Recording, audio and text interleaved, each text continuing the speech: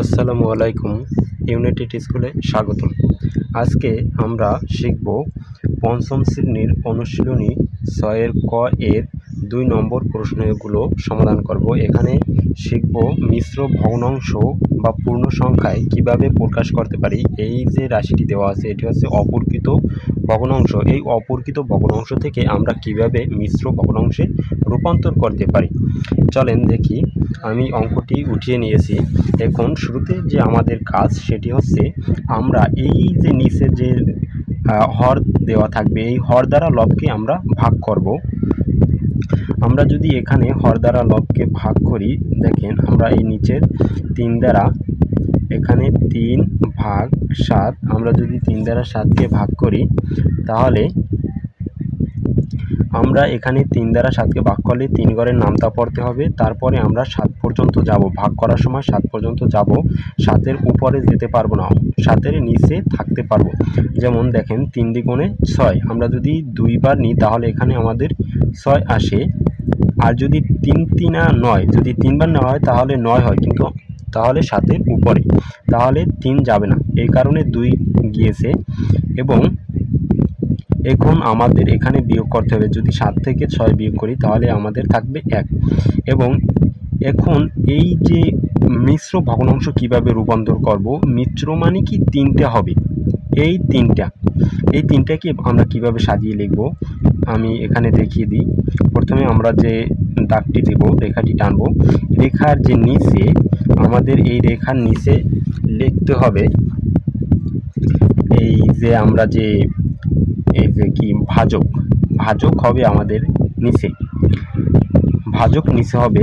এবং আমাদের যে ভাগফল আছে, আমাদের যে ভাগফল সেটি হবে এই যে এখানে। এবং যে অবশিষ্ট যে মানটি থাকবে, এই অবশিষ্ট এই যে 1 আছে, এই 1 হবে লব। এখন এই যে রাশিটি তৈরি হয়েছে, যেমন আমরা আগের যে অঙ্কগুলো দেখি, এই যে 1 নম্বর বলা হয়েছিল অপরকৃত ভগ্নাংশে তৈরি কর, এই যে ওই অপরকৃত ভগ্নাংশে প্রকাশ করো, আর এইটি ছিল মিশ্র ভগ্নাংশ। এখানে যে 3টি রাশি 3 জায়গায় দেওয়া আছে, এটি হচ্ছে মিশ্র, যেখানে 2টির অধিক থাকবে সেটাই মিশ্র। এই 1 নম্বর প্রশ্নের সমাধান করা হয়ে গেছে। এখন আমরা 2 নম্বর প্রশ্নের 2 নম্বরটি দেখি। 2 নম্বরে দেওয়া আছে 21/5। সেম প্রথমটার মতো আমরা এই 5 দ্বারা এই যে আমাদের হর আছে, হর দ্বারা লবকে আমরা ভাগ করি, 5 ভাগ 21।